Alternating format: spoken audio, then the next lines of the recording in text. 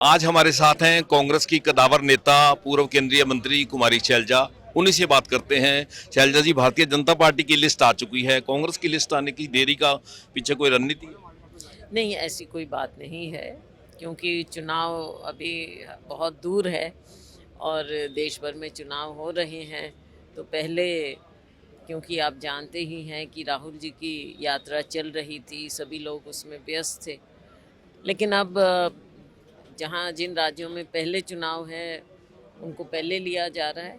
और अब शीघ्र ही मुझे उम्मीद है कि जल्दी ही हमारी स्क्रीनिंग कमेटी की बैठक होकर अगले 1-2 दिन में, और उसके बाद केंद्रीय चुनाव समिति में ये जाएगा, और अब तो जल्दी होना चाहिए। जिस तरह से आपने अपनी व्यक्तिगत इच्छा जाहिर की, आप विधानसभा लड़ना चाहती हैं, हुड्डा साहब ने भी मना कर दिया, मैंने नहीं लड़ना, इसके पीछे क्या? नहीं नहीं नहीं नहीं नहीं नहीं, मैं इसको स्पष्ट करना चाहूँगी, मैंने मना कभी नहीं किया है। मैंने केवल कहा है कि विधानसभा चुनाव आएगा, इस बार मेरा मन है कि विधानसभा चुनाव लड़ें हम। लेकिन सारा कुछ फैसला लोकसभा में कौन लड़ेगा, कहाँ से लड़ेगा, ये हमारी हाईकमांड करेगी।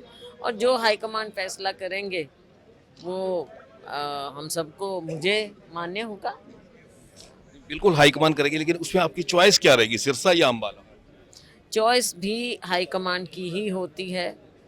तो अब क्या उनके रिपोर्ट कहती हैं, या क्या वो राजनीतिक रूप से फैसला लेना चाहेंगे, तो ये तो हाईकमांड ही फैसला करेगा। ये चीज़ें फिर हम अपने बारे में वहाँ, वे उन्हीं के ऊपर रहती हैं बात। जिस तरह से भारतीय जनता पार्टी में लगातार नेता जा रहे हैं और उसके बाद उनके पास ईडी का भी कुछ नहीं बचता और सीबीआई का भी कुछ नहीं बचता। बोला ना, वॉशिंग मशीन में चले जाते हैं तो वहाँ पर सब कुछ सफ़ेद होकर निकल आता है। तो भारतीय जनता पार्टी केवल राजनीतिक रूप से लोगों का इस्तेमाल करते हैं। आपने देखा कि कितने लोग जो बीजेपी में गए, शुरू में लगता है और उनसे बयानबाजी भी करवा दी जाती है, लेकिन एक बार के बाद उन, उनको कुछ नहीं मिलता है। एजेंसियों को तो देखो, आपने कहीं दुनिया में नहीं देखा होगा। एक तानाशाह देश अलग होते हैं, लेकिन लोकतंत्र में इस प्रकार की का काम ना हमने अपने इतिहास में देखा। ये लोग बार बार हमको कहते हैं, कांग्रेस को, कि इमरजेंसी लगाई। उस समय जो भी हुआ, इमरजेंसी हुई, लेकिन चुनाव हुआ उसके बाद, और चुनाव में हम हारे भी, वो भी हमने उस बात को माना। लेकिन वो एक इमरजेंसी थी कॉन्स्टिट्यूशनल। आज के दिन कौन सी इमरजेंसी है? लेकिन आप जिस तरह से मीडिया को कंट्रोल कर रहे हैं, जिस तरह से आप अपने जो राजनीतिक प्रतिद्वंद्वी हैं उनके ऊपर central agency, ED, IT, CBI, हर तरह से, मतलब आज आप कुछ बोलेंगे, अगले दिन आपको नोटिस आ जाएगा। हाँ, जिस दिन आप इनका दामन थाम लेंगे, बीजेपी में चले जाएंगे, उस दिन सब कुछ साफ हो जाएगा। तो ये क्या समझे, अघोषित इमरजेंसी है?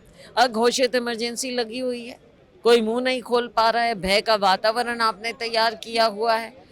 अरविंद केजरीवाल की गिरफ्तारी पर और उसके बाद विरोध में जो कल की रैली रखी गई है, सोनिया जी ने भी कहा है कल जाएंगे। जी बिल्कुल, क्योंकि अलायंस है, हमारा गठबंधन है, इंडिया अलायंस है, और उसके तहत सभी लोग, जो ये ना केवल केजरीवाल जी, लेकिन सोरेन जी के साथ भी हुआ, और हर तरह से विपक्ष के लोगों के साथ किया जाता है, तो उसके खिलाफ आवाज़ उठाएंगे, हम सभी लोग उठाएंगे। आप खुद रैली में जाने वाली हैं? कल मैं पहुंचती हूँ। जिस तरह से इंडियन अलायंस को ये अलग थलग कर रहे हैं, ममता बनर्जी ने अलग बोला, मायावती ने बोल दिया हम अलग लड़ेंगे। अब देखो, सारी बातें तो सामने नहीं रखी जाती हैं, लेकिन कुछ कारण हो सकते हैं जिनके कारण वो नहीं अलायंस में।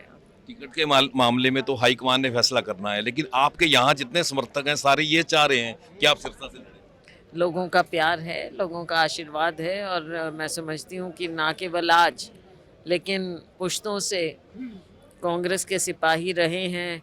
और मेरे पिताजी को जब यहाँ से मौका मिला, लोगों ने उनका साथ दिया, उनके पुराने साथी अभी भी आप देखते हो।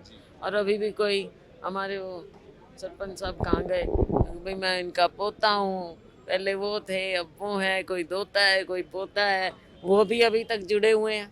तो ये प्यार है इनका, तो ये प्यार ये समझे कहीं ना कहीं सिरसा से, लालचंद जी का। हाँ, मतलब सिरसा से ज्यादा जुड़ाव है। आपके पिताजी भी यहाँ से रह चुके हैं, आप भी 4 बार रह चुके हैं। नहीं, जुड़ाव बिल्कुल है। और ये, लेकिन देखो, इंसान कभी नाशुक्रा नहीं हो सकता, होना नहीं चाहिए।